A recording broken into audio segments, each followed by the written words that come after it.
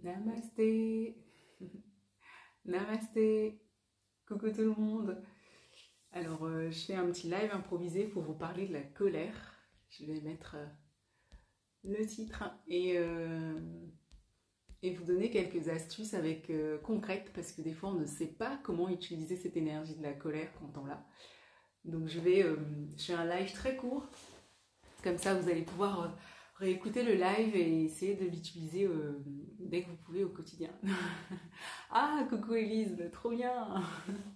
Alors, je vais partir des faits concrets pour vous raconter ça parce que c'est la première fois depuis un moment que je traverse une colère en étant totalement apaisée. Et hier, donc il y a eu les annonces gouvernementales, ce qui a été par rapport à l'endométriose. Je parle de ça et je vais faire le parallèle qu'il y a justement avec la colère et comment est-ce que j'ai pu l'utiliser. Donc ces annonces-là, en fait, m'ont mise en colère parce que je suis dans le noyau, je sais exactement ce qui se joue en ce moment parce qu'on a eu une réunion la semaine dernière et dans la réunion, en fait, ils n'avaient pas de solution, ils ne savaient pas quoi faire. Et que vu qu'il y avait vraiment les élections qui approchaient, que ce serait pas une priorité l'endométriose. Et puis en fait hier, j'ai Amandine, merci, qui m'envoie un lien de cette annonce gouvernementale hyper mais dingue, inattendue. Je me dis mais c'est fou, la semaine dernière c'était pas ce qu'on nous avait annoncé et là c'est tellement radical. Donc ça me met en colère. Ça me met en colère parce que je vis une double situation dans laquelle je me retrouve entre deux. Et ce qui est assez touchant, c'est que hier, j'avais une patiente en consultation qui habite au Canada et on a travaillé justement sur cette notion d'entre-deux et je lui montrais comment ça créait des conditionnements en nous, des schémas où on évitait le conflit. Donc aussi, grosse pensée à mes élèves avec qui on travaille en ce moment, le conflit pendant les cours de yoga et méditation. Et là, je me suis dit, oulala, j'ai pas envie de me positionner, je ne vais pas aller chercher les conflits pour aller voilà, dire, mais attendez, on nous a dit la semaine dernière que c'était limite, et là, on se rend compte que finalement, ça fait partie des engagements pour la campagne présidentielle. Et donc, je reçois des messages donc d'Amandine et puis d'autres personnes que j'accompagne à la retraite, et je me mets à transpirer, mais vraiment, je sens que tout mon corps, mes bouts de colère, quoi, je suis en sueur, je transpire, je pleure de partout et ça fait quelques semaines que j'avais envie d'envoyer un mail justement à ce groupe de travail et là je me dis mais c'est le moment, mais je sentais toute la colère en moi et je me disais mais en fait mon action va être complètement tronquée, je vais pas être posée, je vais pas être apaisée donc je vais pas, si j'envoie ce mail ça va pas aller. Et puis je sentais que par rapport à l'année dernière, parce que c'est la deuxième fois que je prends position, par rapport à l'année dernière, quand j'avais eu cette colère qui était arrivée, j'étais dans un discours un peu vindicatif. Donc ce qui est intéressant dans votre colère, c'est de vous poser aussi la question de qu'est-ce qu'il y a derrière celle-là. S'il y a encore de la violence, parce que vous sentez que, en fait, on ne vous reconnaît pas. Donc moi, c'était un peu ça ce qui animait ma colère, c'était le manque de reconnaissance de cette maladie. Et ça peut être autre chose, hein. Là je parle de la maladie, mais quand c'est votre situation, voilà, posez-vous vraiment la question, qu'est-ce qui anime votre colère? Ok, même là on parle beaucoup du vaccin et tous ces éléments autour du virus, mais qu'est-ce qui anime, quelle est la racine de votre colère? Et en fait en me posant cette question, je me suis dit, mais oui, mais c'est le manque de reconnaissance. Et donc j'ai dit, ok, manque de reconnaissance, mais où est-ce que dans ma vie je ressens ce manque de reconnaissance? Ah oui, mon métier de sage-femme, on est en grève depuis des années, on est encore en grève actuellement, et je me suis dit mince, en fait, faut pas que je mélange les combats, parce que si mon combat, ma colère, l'énergie de ma colère, je la dirige vers ce combat de dire il faut faire quelque chose pour l'endométriose, les sachas, et je me suis dit mais en fait tu es en train de te cramer et ce n'est pas constructif, ce n'est pas concret, même si c'est des manières de faire qui peuvent aider. Moi, je suis une personne de terrain, surtout si vous êtes très hypersensible à ce qui se passe autour de vous, à l'environnement. Des grosses guerres, des gros conflits, ça vous pompe beaucoup d'énergie. Donc, je me suis dit, voilà, ma colère est animée par le manque de reconnaissance, à la fois lié à l'endométriose et à la fois lié à mon métier. Mais est-ce que moi, dans tout ça, je me reconnais dans cette quête-là? Et c'est là aussi où mon travail de thérapie émotionnelle a beaucoup aidé parce que je reconnais la femme que je suis, les engagements que j'ai, les valeurs que j'ai auprès des femmes que j'accompagne, des couples, des hommes et puis quelques enfants. Je me reconnais dans ce que je fais, dans la valeur de ce que j'ai. Donc je n'attends pas du ministère par exemple avec qui on travaille, des collègues sages-femmes par exemple, qu'elles me disent ah ben c'est super Nina ce que tu as fait, gna, gna, gna, gna. Parce que voilà, derrière la colère il y a aussi ce besoin de reconnaissance qui est dirigé vers notre capacité à être utile, et d'où la colère qui nous met en mouvement pour créer le sentiment d'utilité.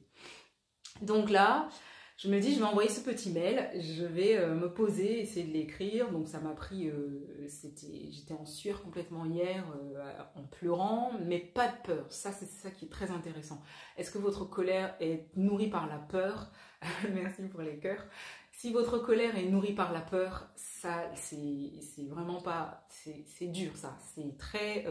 C'est dur parce que ça vous renvoie à de la violence en fait, qui consume, à une inflammation intérieure.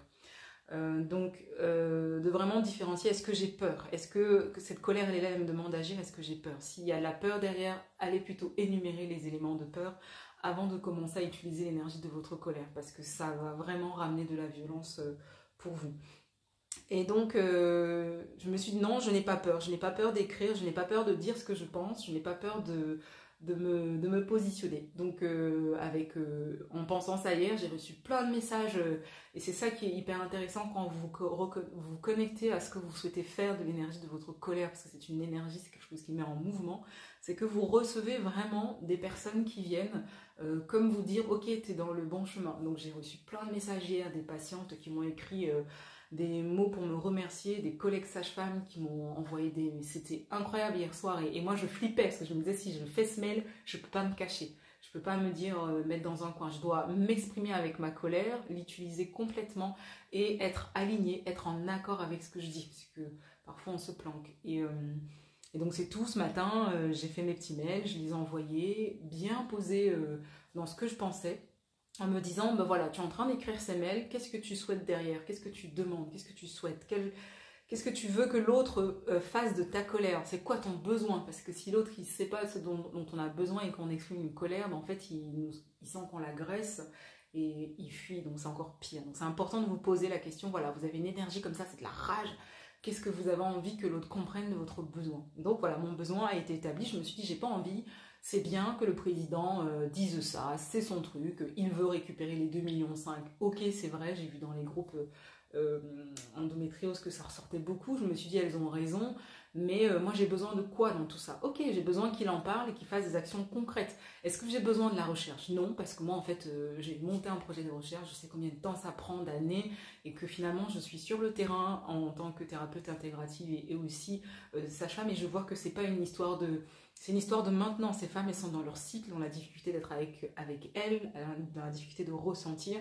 Je me suis dit, voilà, j'ai pas besoin de défendre la recherche, j'ai pas besoin de mettre mon énergie pour dire, ouais, t'es qu'un gros connard et tout, regarde, tu fais ça parce qu'il y a les élections, que tu veux récupérer les 2,5 millions, puis leur famille, leur mari qui court après des enfants, tout ça.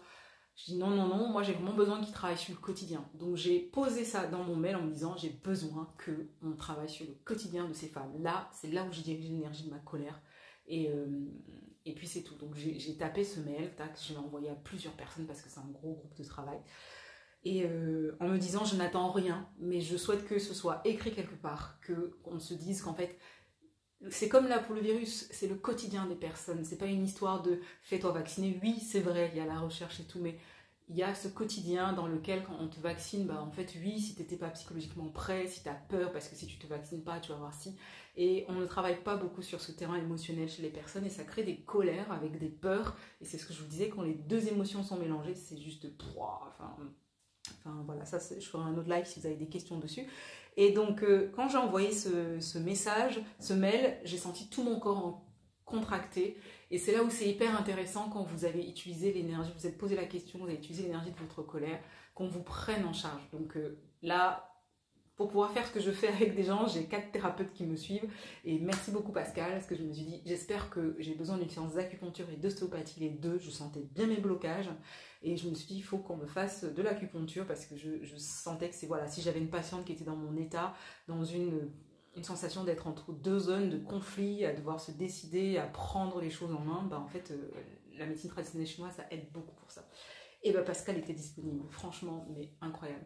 Et donc il m'a pris en consultation, mais trop fort, parce que quand vous êtes aligné, même le thérapeute, vous n'avez pas besoin de lui parler, donc pas besoin, la séance, mais nickel. Et là, en fait, pour la première fois de ma vie, alors que d'habitude, quand je parle de l'endométriose, j'ai de la colère, je sens que, comme en plus, je connais la maladie, je connais les filles, je connais les engagements associatifs qui sont souvent un peu limités, parce que voilà, ça devient dans le pouvoir et tout. Je connais les limites de ma profession de sage-femme, alors que voilà, c'est quelque chose qu'on peut faire, ça nous parle tellement, l'utérus, c'est notre cœur de métier. Et ben voilà, ça m'a apaisée dans ça. Je me suis dit, mais enfin, pour la première fois, j'ai senti comment ma colère s'est transformée en amour. Alors qu'avant, j'aurais eu besoin de l'utiliser, par exemple, enfin, je vais dire en baisant, c'est un gros mot, mais quand on a cette énergie-là, c'est l'énergie du syndrome prémenstruel. On veut taper tout le monde, on gueule sur tout le monde, on est irritable. En plus, si on est hypersensible, bah, ça part encore plus en cacahuète. Et bah, souvent, moi, j'ai envie de courir un 100 km. Je pourrais faire l'amour comme une sauvage et tout, à crier, à faire des trucs. Et là, pour la première fois, par rapport à l'endométriose, que je le fais souvent déjà dans d'autres, quand j'ai des petits moments de colère, je sais les utiliser, mais c'était la première fois que je ressentais une telle énergie. Comment en fait je me suis posée en ça, la séance, le réalignement, la respiration, et quand Pascal me partageait ce qu'il avait ressenti et ce qu'il avait travaillé, les zones, comme il disait, mais ton méridien rein était bloqué, je dis mais c'est exactement ça. Et là, waouh, enfin, tout le circuit du mouvement se met en place. Et ce qui est hyper intéressant aussi, quand vous avez une colère qui est cyclique comme ça, qui revient, ça c'est après quand je reviens, je me pose pour faire mes petits trucs comme ce que je demande à mes patients de faire. Et je me suis dit, mais mince, en fait, on est le 12 janvier, mais c'est exactement l'année dernière, j'étais en train de péter un plomb gentiment à ces réunions qu'on avait pour ce projet ministériel d'endométriose à la même période. Donc c'est hyper cyclique en fait. Quand vous n'avez pas terminé de quelque chose, je dis ça parce que c'est vraiment le... Si vous avez les mêmes colères qui reviennent durant votre syndrome prémenstruel, les mêmes engueulades, les mêmes pics, enfin, avec les mêmes personnes, oui, on le sait tout ça, quand on nous dit oui, c'est parce que tu n'as pas terminé d'explorer ce qu'il y avait exploré, mais en fait, la colère vient nous demander de prendre position. Donc c'est le message que j'ai vraiment à vous faire passer, c'est que l'année dernière, je devais prendre position. Je l'ai fait. Effectivement, ça m'a permis d'avoir une grande place, d'ouvrir ce MOOC national et de parler au nom des thérapies intégratives, de tout le monde. J'avais même des femmes qui m'avaient dit, ne dis surtout pas que tu es malade parce que ça va te décrédibiliser auprès des médecins, des professionnels de santé. Mais je l'ai fait parce qu'à un moment, il fallait arrêter de se foutre de la... Enfin, de ne pas considérer les choses parce qu'ils ne se foutent pas de la gueule du monde, mais de ne pas considérer certaines choses. Et aujourd'hui, en fait... je me dis, mais mince, c'était déjà comme ça l'année dernière. Mais qu'est-ce qui a changé? En fait, j'ai aussi pris position cette année avec ma colère, comme l'année dernière. Mais ce qui a changé, c'est que mon énergie n'était plus dans la lutte. J'avais vraiment pris tous les éléments en considération. Je ne suis plus dans la quête de reconnaissance par rapport à cette maladie. Je ne suis plus dans la quête de reconnaissance par rapport à un métier de sage-femme.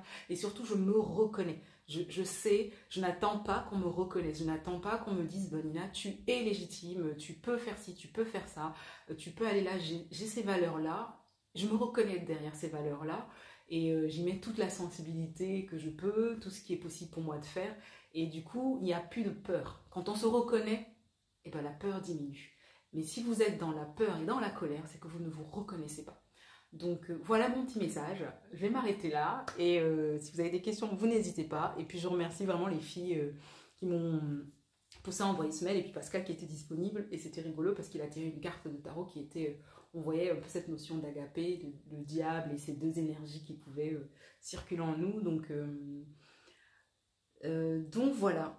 Je pense que j'ai tout dit, j'avais essayé de noter des mots-clés, mais c'est vraiment ça. Si vous êtes en colère, essayez de vous poser la question, est-ce que vous êtes dans un entre-deux? Est-ce que le conflit, vous avez envie de le fuir? Est-ce que cette colère est nourrie par la peur? S'il y a la peur derrière, merci pour les cœurs. S'il y a la peur derrière, bah écoutez, il faut vous reconnaître. Ça veut dire que vous ne vous reconnaissez pas. Et ensuite, quand vous faites une séance de soins, quand vous avez agi avec votre colère, si vous n'arrivez pas à agir avec votre colère, faites une séance de soins. Et si vous agissez, là moi c'est facile, c'est mon boulot, je fais ça, les thérapies émotionnelles, j'adore ça, jouer avec les cerveaux comme ça et les comportements, donc ça va très vite pour moi. Mais si vous n'avez pas cette capacité-là et que le schéma se répète que c'est compliqué pour vous, oui, il faut faire des immersions, il faut aller faire des retraites, il faut qu'on vous accompagne, qu'on casse ça et qu'on vous aide dans le quotidien. Là aujourd'hui, je fais un suivi psychanalyste avec un psychanalyste, j'ai des suivis qui sont positionnés parce que il faut que moi je sois réactive avec moi-même pour ne pas me laisser emporter avec ce que les autres vivent. Et c'était ce que je vous avais invité à explorer cette semaine dans le post où j'étais en posture de yoga avec Camille, de dire mais tiens, est-ce que je peux Est-ce que je me reconnais dans mes actions? Donc si vous êtes en colère et qu'il y a de la peur derrière, reconnaissez-vous. Si vous ne vous reconnaissez pas, ça va engendrer vraiment de l'inflammation, des tensions et c'est compliqué. Donc voilà, et s'il y a des questions, n'hésitez pas, je réponds avec plaisir, sinon on explorera ça à la séance de yoga à la fin du mois. Alors, je sais plus, j'ai vu plein de cœurs, mais je sais pas, s'il y a des questions, n'hésitez pas, hein, je prends 5 minutes pour répondre. Alors, je crois que j'avais vu une personne qui me... Peur ou attente de reconnaissance. C'était une question, Alicia, c'est ça? Tu me demandes si c'est la même chose ou si c'est différent. Je comprends pas. L'attente de reconnaissance, en fait, si tu attends qu'on te reconnaisse, tu vas toujours avoir peur, effectivement. Ça veut dire que une personne qui attend qu'on valorise, qu'on lui dise qu'elle est légitime, que ce qu'elle fait est bien, qui attend qu'on la reconnaisse, oui, elle va être tout le temps dans la peur parce que finalement, ton action va être... tu anticipes déjà, mais tiens, qu'est-ce qu'on va me dire? Tu as déjà peur, tu es déjà dans l'anticipation, donc déjà dans une forme d'angoisse, dans une forme d'anxiété qui va nourrir ta peur. Donc c'est pour ça que c'est intéressant quand vous avez une colère et que vous souhaitez agir. Et moi je vois bien ça en consultation quand je dis aux personnes, bah, qu'est-ce que tu veux faire? Allez, on fait comme si tu étais en train d'agir. Et ben, en fait, quand on voit qu'il y a la peur derrière, bah, c'est souvent oui, cette peur de perdre, cette peur de ne pas avoir ce qu'on attend. Mais voilà, posez-vous vraiment la question si votre peur est nourrie par la colère. Donc voilà, s'il y a des questions, je les prends encore sur cette émotion de colère. Oui, la différence ou pas pour toi. Oui, donc c'est ça que je t'expliquais, Alicia. Il y a une grosse différence entre l'attente. Là maintenant, tu vois, Alicia, je suis dans l'attente. Ça veut dire que j'ai fait les actions. Les actions, je les ai posées rapidement, je les ai faites, je les ai envoyées. Je n'attends pas, parce que quand tu attends, pareil, ça crée de la peur. Je n'attends rien de ce qu'ils vont me dire, en fait. J'avais besoin que ces mots soient posés, j'avais besoin de prendre position. Et moi, j'ai surtout grandi, si tu veux, dans mon histoire, parce que j'ai pris position sans colère. Comme l'année dernière, quand j'ai ouvert ce MOOC ministériel, j'étais dans la colère. Et là, cette année, c'est trop génial. Je suis trop contente et je suis trop fière de moi. Je trouve que c'est super et que ça va faire de belles choses. Donc voilà.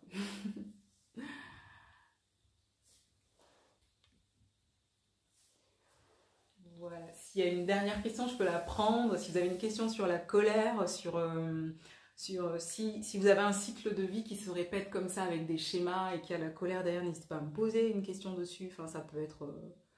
N'hésitez absolument pas. De toute façon, je laisse le mini-live en replay et comme ça, vous allez pouvoir réécouter. Mais reprenez bien les éléments clés. J'ai donné des exemples parce que c'est intéressant et que ça transmet beaucoup plus l'émotion qu'il y a derrière. Mais reprenez bien vos histoires et... Ah, super, si c'était très clair. C'est cool. Alors, Sophie, quand tu parles de soins énergétiques, cela consiste en quoi? Alors, je vais vous expliquer les soins énergétiques. Alors, quand vous avez une émotion qui vient et que vous faites un soin énergétique, il y a plusieurs façons de faire un soin énergétique. On peut aller faire un soin énergétique parce qu'on est fatigué. On a l'impression qu'on va péter un plomb et puis on va voir un thérapeute, on fait un soin en massage ou autre chose. Ou alors on a besoin d'une solution. Ben, je veux tomber enceinte, je vais voir un thérapeute pour être enceinte. Mais dans mon travail, dans ce que moi je fais dans mon travail, c'est que mon accompagnement ne se fait pas à travers la solution. Ça se fait à travers ce que la personne est en train de traverser pour pouvoir accéder à une solution qui va se révéler à elle et à moi. Donc c'est complètement différent. Mais c'est très intéressant.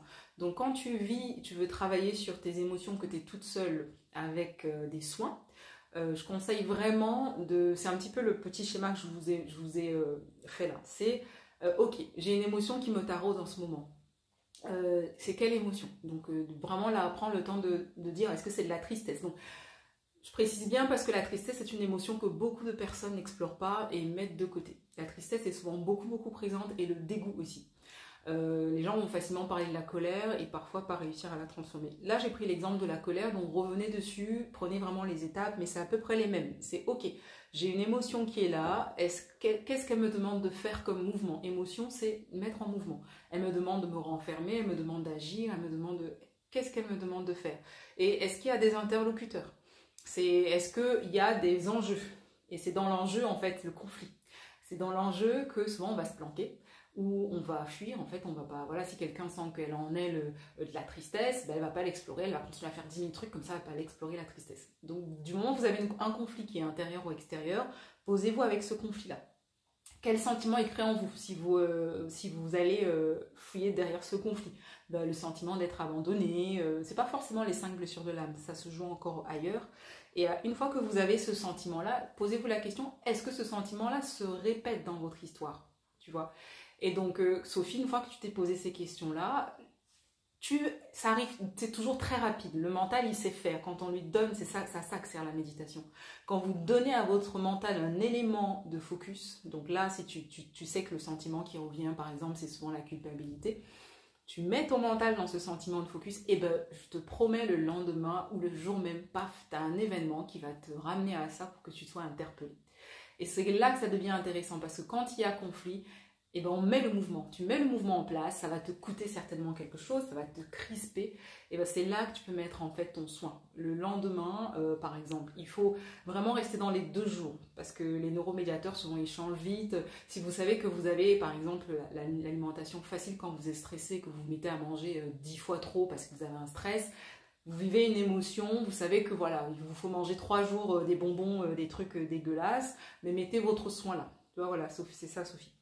Tu mets ton soin là, mais tu mets ton soin en étant présente et en étant connectée à ce que tu as envie de mettre comme action, sans le fuir. Si c'est par exemple quitter quelqu'un parce que tu culpabilises, tu te mets pendant ton soin dans cet alignement-là, de dire voilà, moi maintenant j'ai trop de tristesse à être auprès de cette personne, je veux la quitter. Je la quitte et je laisse mon corps, mes émotions la quitter. Et le thérapeute te fait ton soin. Et une fois que le soin est terminé, bah, tu rentres chez toi et tu refais une analyse de l'espace que tu as créé.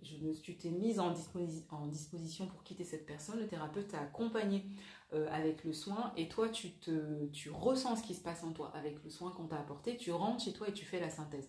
Donc ça demande ce genre de prise en charge émotionnelle, d'être disponible après le soin. Il ne faut pas rentrer chez vous et avoir tout le bruit, les gens, les machins, les trucs, parce que l'espace que vous avez créé en affrontant votre émotion et en ayant recours au thérapeute, vous n'allez pas l'utiliser de manière adéquate. Donc voilà, je pense que j'ai tout mis dedans, comme ça, j'espère que ça a répondu à ta question Sophie, et puis à ceux qui regarderont le replay. Mais voilà, comme je sens qu'il y a beaucoup de colère en ce moment qui circule, j'ai pris l'exemple de la colère, mais voilà, au moins vous avez les autres. Voilà, voilà. Je vais vous laisser, et bah super, c'est super si ça a pu comprendre Sophie. Mais n'hésite pas à mettre ça en place et n'hésitez pas hein, si vous avez... J'adore les émotions, mais c'est compliqué d'en parler, je trouve, dans les lives Instagram. Mais venez explorer. Je vais mettre les petites séances d'1h30 qu'on fera les dimanches matin à 7h30 à Jeun. Et puis, si vous ne pouvez pas venir aux retraites, mais ça vous fera déjà beaucoup, beaucoup de bien. Voilà. Oui, oui, Marion. Bah écoute, si tu n'as pas écouté tout le live, je vais le mettre en replay. Ça va te donner des pistes. Euh, c'est... Merci Alicia. La colère, c'est une émotion que j'adore, mais je trouve qu'elle est... Enfin, aujourd'hui, hein, elle est facile pour moi à explorer, mais explorer vraiment l'émotion qui est derrière votre colère. C'est ce que je disais, s'il y a de la peur et de la tristesse, ça c'est chaud, quoi. C'est facile de cacher, c'est facile en fait. Ok, c'est super. T'es jamais là par hasard, Martine. Merci d'avoir été là. Mais voilà, je vous laisse là en replay, essayez de l'écouter. Comme je disais, j'ai pris un exemple que j'ai vécu aujourd'hui, entre hier et aujourd'hui, j'en ai tellement. Mais ce qui est top, c'est que comme ça vous transmet en fait aussi le mouvement énergétique qu'il y a. Dans tes rêves, tu exploses comme jamais. Ok, donc en plus, tu as l'inconscient qui te parle. Quand c'est comme ça, c'est pour ça. Je pense qu'il faut vraiment que tu ailles explorer, tu vois Marion, l'émotion qui est sous-jacente. J'adore mon fils Edouard, il parle souvent de multi-émotions et je lui dis mais c'est quoi cette émotion, mais tu l'as sortie d'où? Et il est trop drôle, il me dit et je lui dis mais comment tu te sens? Ah, j'ai la multi-émotion. Je dis mais c'est pas possible Edouard, la multi-émotion. Mais en fait la colère a cette capacité là à tout comme ça et donc on ne sait même plus trop exactement ce qu'on a derrière. Donc c'est pour ça que c'est intéressant de vraiment te poser, tu vois Marion, en disant mais qu'est-ce qu'il y a derrière ça quoi? J'ai de la colère, j'en ai trop, ça vient m'interpeller dans mes rêves, dans mon comportement envers les gens, je sens que je suis sanguine, je suis comme ça. Quand il y a le syndrome prémenstruel qui arrive, c'est encore pire, puissance 10, ou les bouffées de chaleur, c'est encore pire. Ça veut dire qu'il y a une autre émotion qui alimente la colère. Il y a une autre émotion. Et en fait, c'est celle-là qu'il faut aller désamorcer. Et comme ça, tu vas pouvoir utiliser l'énergie de la colère, parce que c'est une énergie de mise en mouvement, c'est une énergie de créatrice en fait, c'est Shiva, c'est un truc qui nous fait, enfin, c'est magique. Donc voilà. Ah, frustration, déception et tristesse, donc oui, c'est ça, donc il faut explorer la tristesse. Il faut que tu explores la tristesse, et c'est ce que je vous expliquais dans la vidéo, dans les cycles. Dans les cycles. Là, c'est facile, on rentre dans l'hiver, on est dans l'hiver, donc c'est explorer la tristesse dans les cycles, dans sa cyclicité dans ton histoire. Est-ce que c'est souvent comme ça? Et puis d'aller chercher celle qui t'a le plus marqué, qui t'a vraiment le plus marqué, et l'explorer durant le soin. L'explorer durant le soin. Et si c'est quelque chose qui se répète beaucoup, souvent, et c'est là que c'est important les immersions, parce que là on quitte son environnement et on peut vraiment être, là les retraites dont je parle, vous avez 5 soins pendant les retraites et c'est hyper intense. Enfin, je partagerai des retours dessus, mais ça dépote du feu de Dieu. Donc voilà. Je vais laisser le live en replay. Je file donner l'atelier que je dois faire avec les filles qui ont l'endométriose. Et n'hésitez absolument pas si vous avez des questions. Je serai ravie d'y répondre. À très très bientôt. Et puis belle soirée à tout le monde. Mangez bien. Et à bientôt.